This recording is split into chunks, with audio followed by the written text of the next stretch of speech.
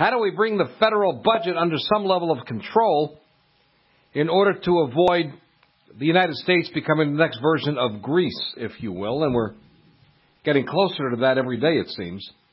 In fact, they say in maybe 10 years, we will be there, meaning more national debt than gross domestic product. And that's where Greece got, winding up as a practical matter in a state of bankruptcy, unable to pay its bills, and having to get money from the European Central Bank, the International Monetary Fund, any place they could get it, of course, with strings attached. Well, we don't want to get there, but we could. And one way to stop it is by having a balanced budget amendment. And I will say that a number of years ago, United States Senator Warren Rudman from New Hampshire and United States Senator Paul Tsongas from Massachusetts, Republican and Democrat respectively, got together and jointly put together a balanced budget amendment. It never worked out. Rudman retired. Tsongas ran for president and tragically died of cancer shortly after that. So they never got done what they tried to get done because, simply put, members of Congress want the ability to have pork and go out and give their district something special that gets them reelected. It's a way of assuring your reelection by bringing the pork home, if you will. And everybody complains about the pork, except not in their own district. We don't have the guts in Congress to do this. But there may be a way around it, and that's why we're here tonight to talk about that with a gentleman who's been relentlessly pursuing an alternative to creating a balanced budget amendment. His name is Nick Dranias, and he is the president of the Compact for America Educational Foundation. And we're delighted to have him with us to talk about this pressing issue, and it's really beginning to be much more pressing as the days go by. Mr. Dranias, thanks for being with us. How are you? Hey, Mike, it's great to be on again. And you're right. I mean, the debt is completely out of control. And if it were less than our national product or gross national product, I wouldn't be quite as worried. But we are actually above that if you count all of the debt, not just the debt in public hands, but the debt that's in Social Security accounts, which obviously is going to be paid because of the political pressure to pay Social Security. So you're looking at 106% of everything in this country being produced. The value of that exists in debt. And that's just the tip of the iceberg. I was just putting it in the context that they define the ratio of gross domestic product to national debt. But you take what you just said, and then also, if you want, you could add the unfunded pension funds across this country in the trillions. I mean, we don't have it. I'm talking local. Of course, you're talking about federal balanced budget amendment, but local, county, state, and federal, we have an enormous unfunded pension problem. Do we not?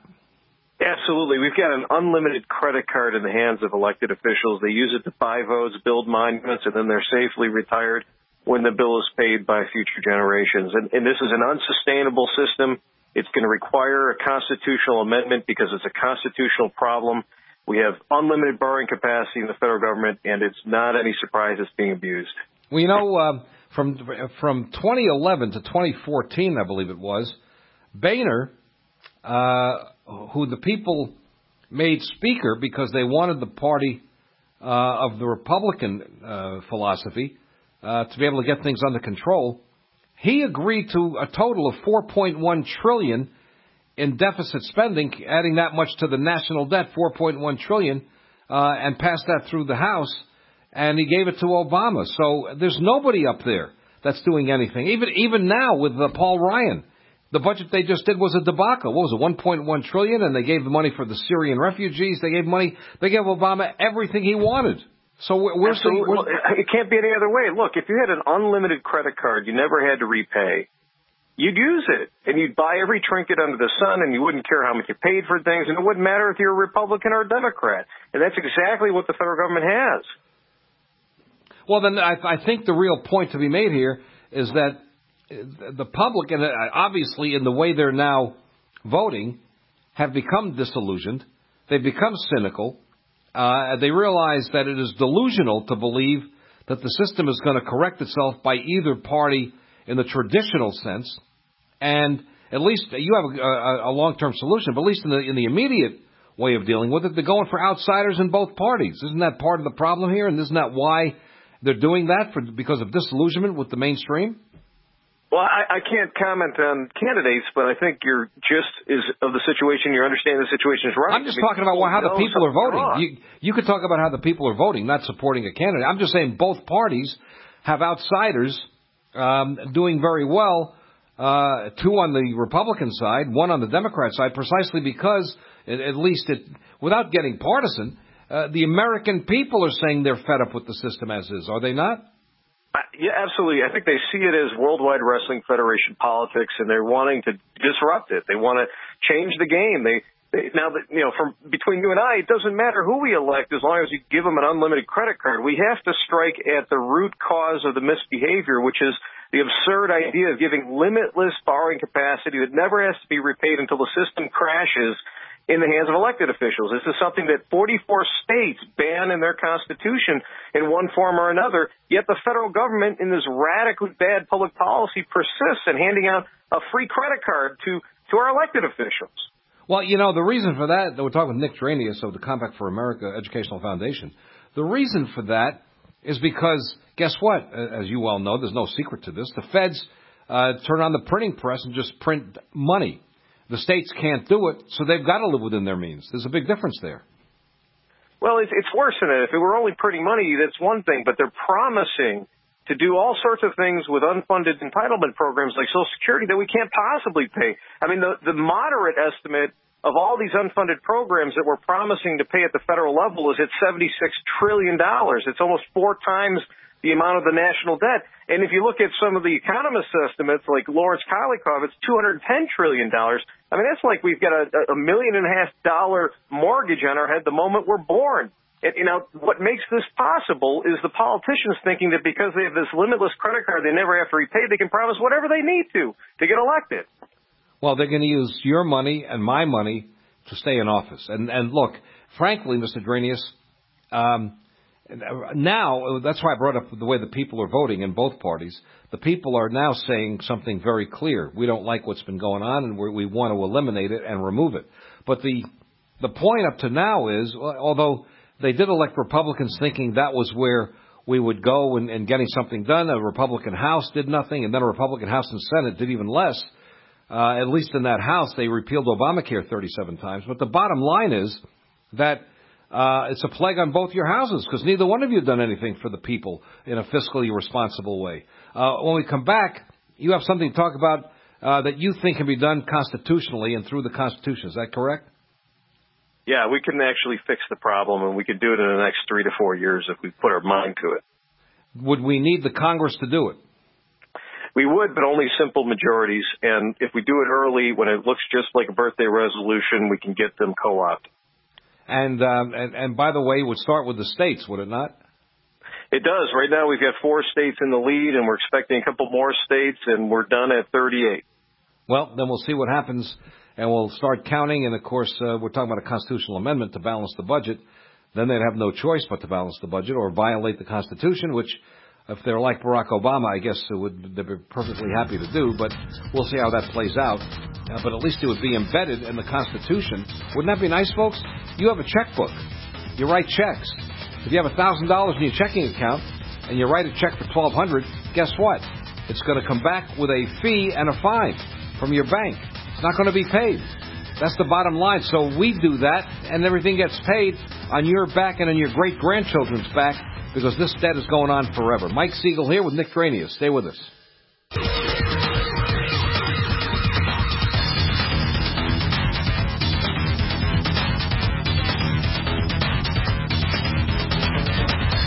Back we are, folks. Good to have you with us. Mike Siegel here, Nick Dranias with us, the Compact for America Educational Foundation. They have a procedure by which they want to have us create a balanced budget amendment, and we're looking forward to that. Mr. Dranias, by the way, on a totally separate subject, having nothing to do with what we're talking about, none of it would matter if guys like this fellow Michael Kraft had their way. He wants to actually criminally punish those who believe climate change is not caused by human beings. So I guess we're going to it wouldn't matter about a balanced budget if you could have a dictatorship in this country where you can't have free speech.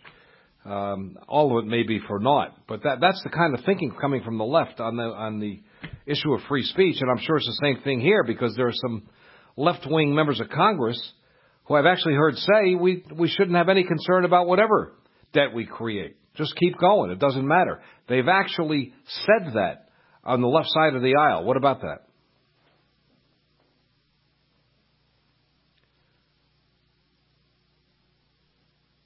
Mr. Dranias, are you with us?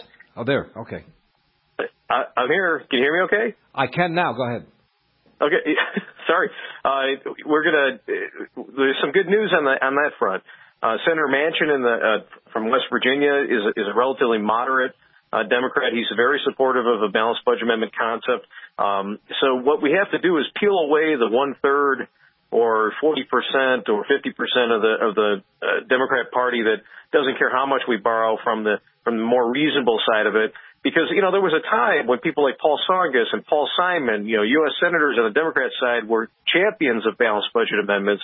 There was a time when balancing the budget was a nonpartisan issue. That's why we have 44 states with debt limits or balanced budget requirements in their constitution. And that includes purple, blue, red, all kinds of colors. And they all do it, by the way. All 50 balance their budgets. Some of them do it by legislation, and as you said, most do it by constitution. Yeah, and so, even if you've got not the best constitutional provision on this, it sets moral high ground. It says political high ground, and people care about it. People's careers are made or broken on it at the state level, and we have nothing like that in the federal level. They kick the can year after year, and there's no consequence. We haven't had a genuine budget of any kind for over 15 years. And so the basic problem we have here is we have no political high ground. We have no constitutional commitment, and naturally everything's out of control and out of whack. Now, we have a solution. The solution is to have the states formally agree and contract to getting the job done, to getting a federal balanced budget amendment in place by April 12, 2021. This is the Balanced Budget Compact that we're helping advance. All right, I've got to go through this. We have the time to do this. I want to go through it point by point. And that Absolutely. compact would be created constitutionally. So let's talk about it. You refer to Article 5 of the Constitution. What in Article 5 is the procedure by which you want to create this constitutional amendment? Well, Article 5 says that Congress can propose amendments with 2/3 of each House of Congress. Congress will never propose cutting its own credit card with 2/3 of each House of Congress. So we can take that off the table. The other thing that Article 5 says is that 2/3 of the states can petition Congress to call a convention for proposing amendments. And then you're subject to ratification by 3/4 of the states. So you got to get at least 34 states on board at the front end, and you got to get 38 states on the back end to ratify a federal balanced budget amendment, with Congress just being an intermediary if the Constitution's followed. And so what we're saying is let's do it better than that.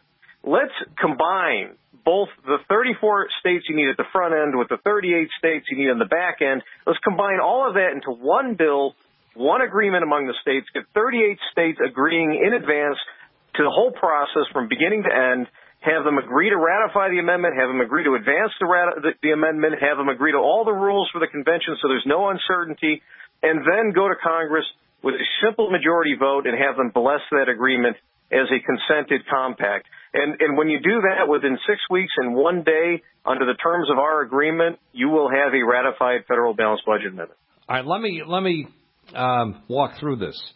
We know the traditional way has been, as you point out, it wouldn't happen. Just like they'd never do a constitutional amendment on limiting their terms. They're not going to vote for giving up their jobs voluntarily. But in the case of a balanced budget amendment, let's talk about how it would traditionally have been done. Most amendments have been done by 2/3 of the House and 2/3 of the Senate voting for the amendment. Then they send it to the states, and then you have to get 3/4 of the state legislatures to go along with that amendment. And once 3/4 of the states do, 38 states, you've got a done deal. This is going the other way. Are you saying then that this starts with, let's say we get 38 states instead of 34 to agree to having basically a constitutional convention on this one issue, and then those same 38 states hypothetically vote for this amendment to balance the budget, and that under the Constitution would then force the Congress to have to vote on it, or could they just sit on it? What would happen then? It's kind of both ways. There are only two elements to the compact approach. One, a formal contract between the states that has everything agreed to up front, even ratifying a specific amendment, in this case a balanced budget amendment. That contract doesn't do anything until 38 states join it, the number you normally need for ratification. At the same time, we can pass a resolution in Congress that calls a convention in accordance with this contract and that selects ratification by legislature in accordance with the compact. You can put that into one resolution that you pass with simple majorities, not supermajorities, not two-thirds, but just 51% of Congress. And you can pass that resolution at any time. And we have it pending right now in Congress with 20 co-sponsors in the House right now. And that could be passed even when we only have Alaska, Mississippi, North Dakota, and Georgia in the compact. And it could just hang out there until such time as we get to 38 states. And the moment we go to 38 states, it would be activated, and then under the rules of this compact, of this agreement, within 6 weeks and 1 day, you'd have a 24-hour convention to propose up or down a specific federal balanced budget amendment, and if it were proposed, then the states will have agreed to ratify it, and we're done. Well, all right, but what role does that's fine. But does Congress have to vote by majority to create that constitutional convention to vote on this balanced budget amendment? Yeah, but not two-thirds, 51%. It doesn't matter. There's no good news because, they're going to look at it the same way. Look, I think you could get 38 states to do it, and I think you will. It may take a little time, but the reason I think so is that the states are the ones that are pounded with these costs in violation of the 10th Amendment. The federal government just says, you take care of X, Y, and Z, and you pay for it. I mean, Kasich has done that. He's accepted more Medicaid patients under Obamacare, and Ohio's footing the bill. So he's agreed to do it. But there are times when the feds will say, we're passing this regulation, and you're going to have to pay for it. And we've had big debates between the states and the Congress about that. But I'm a little more skeptical. I think you can get to 38 states.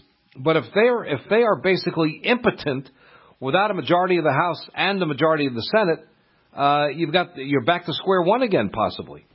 Well, let me explain why you shouldn't be so cynical. Number one. All right, let me ask you to do that when we come back. We're coming up to the break, and this would be great to talk about. Good piece for that, too. So remove my cynicism, I hope, when we get back. Nick Dranias, Compact for America Foundation, the Educational Foundation. The question is, can we get a balanced budget amendment passed? That's one basic place to start with all of the mess in this country, but it's the central place. The economic well-being of this country is at stake. Mike Siegel with you. Back after this.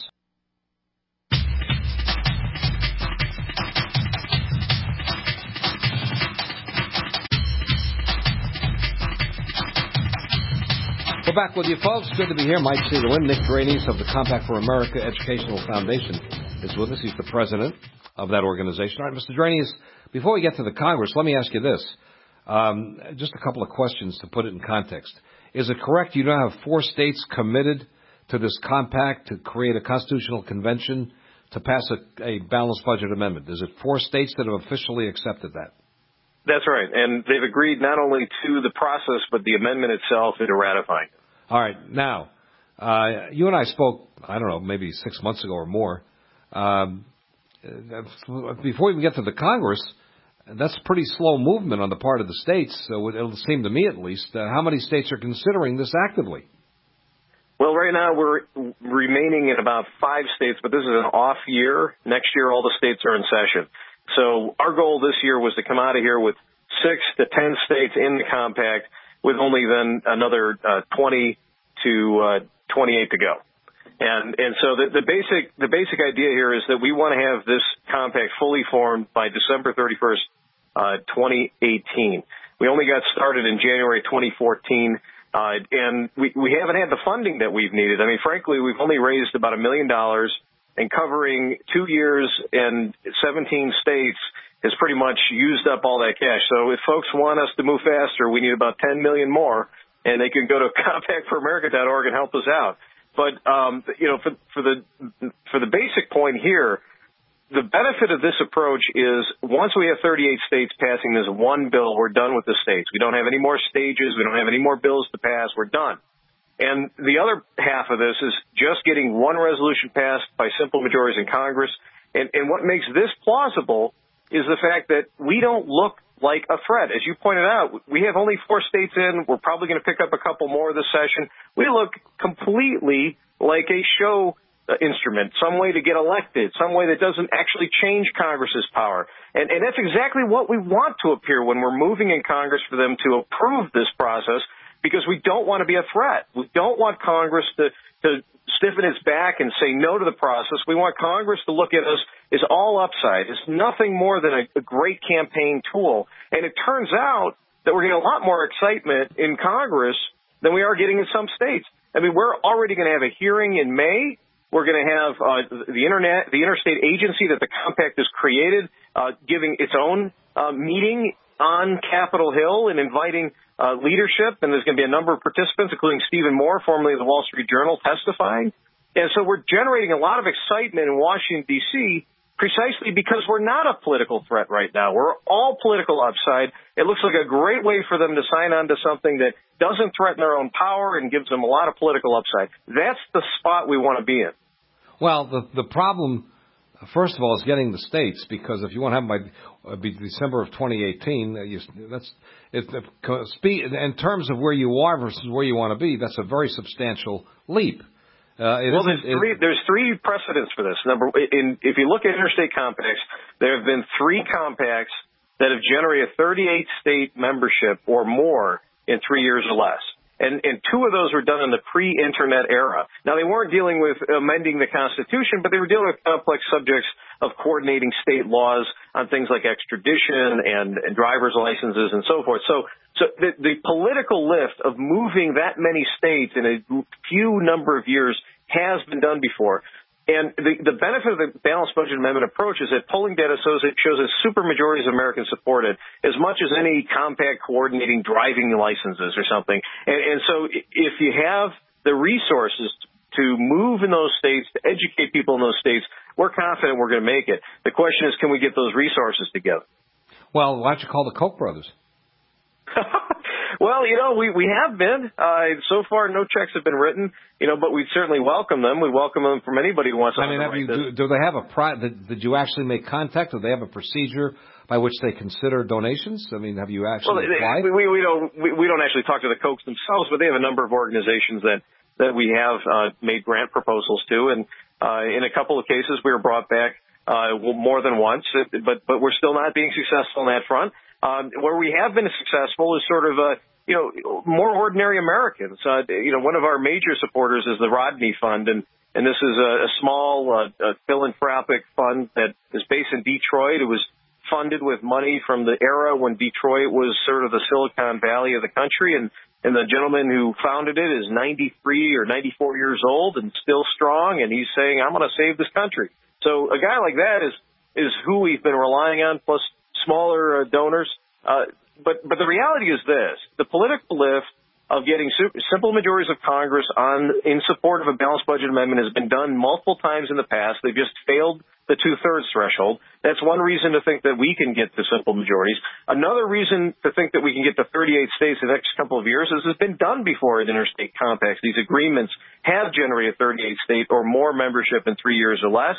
And if you think about modern Internet technology, if we have the resources, then really all we're doing is we're trying to communicate to a universe of about 1 million people to make this sort of change. And what I mean by that is you're looking at 550 congressmen, you're looking at about 3,500 to 4,000 legislators, you're looking at their staff around them, maybe another 10 or 20,000 people. You're looking at some grassroots leaders, another 10 or 20 or 30,000 around them. Then you're looking at the media, another 10 or 20, 30,000 around them. And then you're looking at think tanks. So altogether, you're looking at a population of about 150,000 people that you need to educate.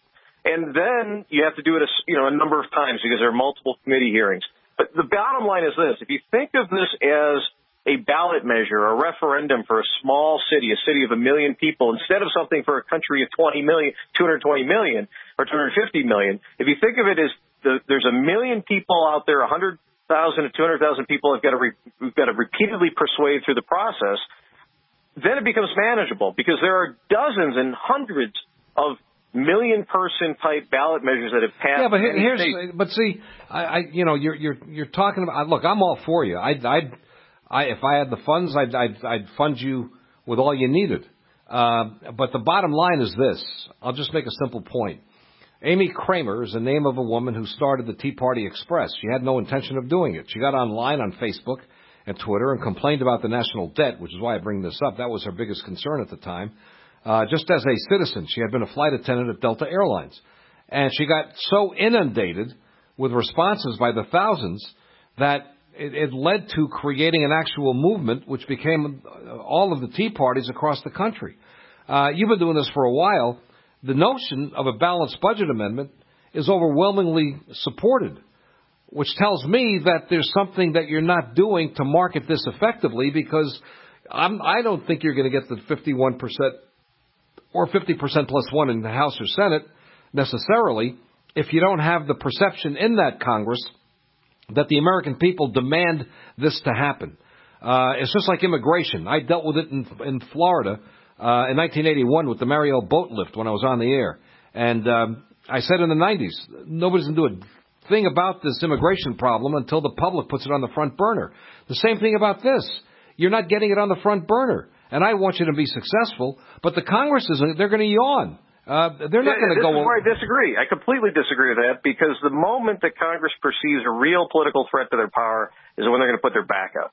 So you and I have a different tactical approach. Our approach is to co-opt Congress, to make them our partner, to give them political rewards, to let them not think that their backs are to the wall and their credit card's going to be cut. Let them think whatever they want to think, whatever they. But if they're going to vote for a balanced budget amendment, that's what they're voting for. They know that you call it a credit card, unlimited spending. Their unlimited spending is done, and it can only be to the level of revenue. Period. Case closed.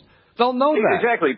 Exactly, but they're not, hopefully they're thinking about it the same way you are. They're saying to themselves, hey, they only got 4 states in, they're never going to make it. I can vote for this resolution with no skin off my nose. I don't have to worry about them ever getting a balanced budget amendment. That is exactly how we want them to think. We want to be small. We want to be meaningless when we're approaching Congress. We don't want to be when do you expect them to vote? They're not even going to vote till you get to 38 states, right?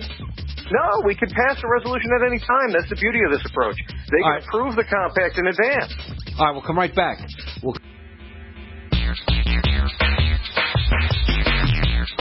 All right, folks, here we are. Good to be back. Dick Dranias with us, Mike Siegel in. Compact for America Educational Foundation. Mr. Dranias, let me just make a quick point about this question of how to approach Congress, whether coming in the back door quietly or coming in the front door. I led a campaign nationally in 1989 to stop a 51% pay raise in Congress. We've got Jim Wright, then Majority Leader's Speaker of the House, fax number. I got on the air on 40 stations around the country, gave out the fax number. It broke his fax machine because so many people faxed him to tell him don't give the Congress a 51% pay raise. We reached them at their retreat in West Virginia. They have a retreat the Democrats do, and they were majority in those days every year. And we got a hold of the phone number there, and I gave it out again on stations around the country. And it was a relentless breaking of the switchboard when they were supposed to be there with their families in retreat. In other words, without going into all of this several months campaign, the bottom line was they were forced to vote on that pay raise. They didn't want to do it because if they had a vote on it, they were going to vote against it. And sure enough, they did vote on it, and they defeated their own pay raise only because of that relentless campaign. Same thing with the Exxon oil spill. I led a campaign after that against Exxon, and we knew that we couldn't do anything to Exxon, but what we did do was to intimidate Congress into passing a law, and George Herbert Walker Bush signed it, which required double-hull tankers by the year 2010. And so now every single American oil tanker has 2 skins on it, so if the other one breaks, nothing happens. On major issues such as that, we've got to get them straight ahead, so why not go against them straight ahead? You do both, but here's the key thing. Most laws are passed quietly, right? I mean, it's the outlier law that requires that sort of, head-knocking approach. Most laws are done in the hallways quietly because it's to the political advantage of the congressman. That's just how most things are done. That's why you have 1,000-page bills that nobody reads. That's why you have, concurrent resolutions with 1,000 different little bits and pieces and that nobody cares about passing, right? So the reality is that most legislation gets passed without all the hoopla. And that's what we want to replicate. But if you're right, if it turns out that there's just no way to co-opt Congress, to get them to think they can sign on to this like a birthday resolution. If it turns out you're right, well, when we get to 38 states, we're still going to turn on the mandatory obligation of Congress to call the convention, and we can have a fight then. But that's not where we want to start this, because Congress, if it wants to fight, can shiv you 18 different ways. I mean, the biggest danger that you have with making an enemy out of Congress if you go to war with them is not that they'll say no to the convention. They'll say yes, but then we'll run it our way. And even if they don't say that, even if they let you run it the way you want to run it, and you propose a good amendment, then Congress put a sunset on ratification and say, okay, go get that ratified in 6 months. And nobody will be able to do that for any meaningful ratification, for any meaningful amendment. So the thing to understand is going to war with Congress is not the best tactic to take, because Congress, if it's smart, won't let you go head to head with them. They'll go along with it and then get you in the back end. And so what our goal is to see if indeed we can pass a resolution when it looks like a birthday resolution, when it looks like all political upside, when we're not a threat. We want to see if we can work the normal angles of normal in most legislation, which is quiet and not busting heads, to get something done that everyone agrees should be done, right? Maybe you're right. Maybe that won't even work. But we can always fall back to the more aggressive head-knocking approach and going to war with Congress. It's not our preference. Our preference is let's see if we can make them a partner for whatever motive they want. And well, if they don't, then we go to war. I'll just say this. Mitt Romney was a quiet fellow, distinguished. John McCain the same. Bob Dole the same. And they were all losers when it came to dealing with these things. I mean, the people they ran against went head-on into getting into the White House, and the same thing is true here. I don't believe, as we'll just respectfully disagree. We agree on the issue, but I'll just disagree that Congress would ever support this kind of thing voluntarily. There's no way they're going to support a balanced budget amendment. Hold on. Let's say you're right. Okay, so then you go in there without a compact, without a unified group of states, without an interstate agency representing them, all of which we've created in this compact, right? You go in there with a stack of papers and say, look, the Constitution says you got to call this convention, and then Congress says no. And then what are you going to do? You going to sue? You're going to go to this you're going to go to potentially a liberal Supreme Court? No. The first thing I would do is to get to 38 states. And then have the power of those states. Look, I've learned, and I've done many campaigns over the years in talk radio. And you know what the one thing I learned is? Because I get called by media around the world, like the Australian News Service and all, the BBC, and it's the same answer I give every time. It's not me. It's the people. I may have just tapped into an issue that the people cared about. Donald Trump has tapped into issues people care about. Bernie Sanders has tapped into issues people care about. Your strength is going to be the ground level public, because that's the only people Congress is afraid of, because they're the people that can take away their paycheck and their health care. That's the bottom line. And I think that that's definitely where we may have to go. But in the meantime, we're going to play the Washington, D.C. game the way most laws get played, and that is quietly with the merits and convincing these people that it's in their own political interest to go there. You know why? Because, the balanced budget amendment effort was tried head-on in the 80s with Ronald Reagan leading the charge, and it failed. So we've already got a track record with a guy as good as Ronald Reagan failing head-on, right? So we've got to try something new. It may be that that's the only alternative that we've got. It may be that you're right. But nobody has tried it our way, which is to co-opt them when we're not a threat so that they look like, hey, it's all political upside. Nobody's tried that yet. We're trying it, and then we can always turn on the heat if we have to. Well, I'll only say this. Warren Rudman and Paul Tsongas led the charge in Congress, a Republican and a Democrat, and they couldn't get it done. And others, too, Ronald Reagan as well. But the fact of the matter is that the notion of their supporting a balanced budget amendment, even in a non-threatening way, would be the same as they're supporting term limits in a non-threatening way. Both of those have the same impact on a member of Congress. I don't want to be limited in how much money I can bring back to my district, and I don't want to be limited in how many terms I can serve in Congress. They're going to look at it the same way. There's a difference because there is a good faith argument against term limits, right? People say it could empower the bureaucracy over elected officials. There is no good faith argument in favor of a limitless credit card in the hands of elected officials who can send the bill to future generations who can't vote. Nobody in any sort of good, decent moral code can support that. They see the problem with it. 44 states have seen the problem with it. Those states pass these things by and large without having to go through as much of a head-on attack like what you would like us to do first.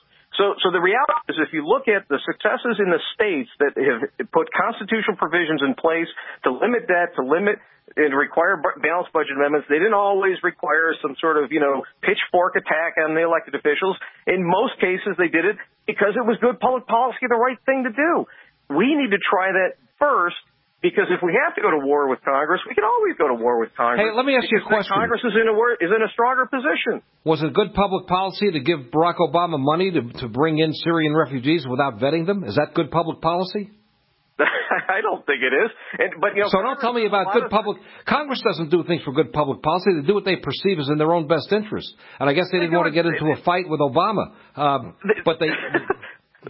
It helps to have good public policy align with their interests, and that's what we're trying to show. We're trying to show them that, look, you can get all the upside of good public policy, and we're not even a threat to boot. You don't have anything to worry about. Why are you not a threat? We'll never get to 38. Why are you not a threat? Let me ask you something.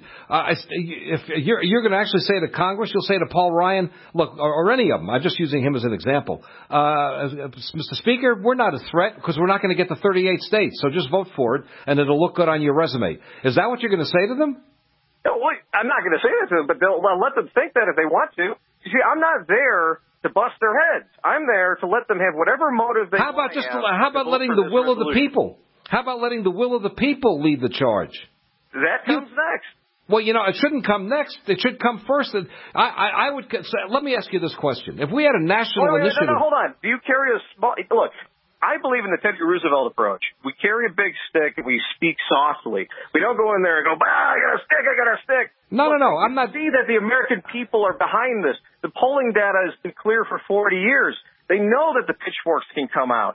The question is, can we structure this in a way where they don't put their back out and they don't perceive us as a threat, where they can see themselves as part of the solution, where they can not worry about their power being lost, right? That's the tactic we're trying. It's called diplomacy. It's called speaking softly but carrying a big stick. Well, we may have to bring out the big stick, but let's try a different tactic, the same tactic that gets most laws passed. Let me just say that I'm not talking about bullying anybody. I'm talking about the power of the people. I'm talking about when we did these campaigns, it was about me getting 75,000 letters that I delivered to Lawrence Rawls' office. Actually, Lee Raymond was the guy I met with, the president of Exxon, and I gave him those letters. We're talking about thousands upon thousands of people telling their members of Congress don't take the 51% pay raise.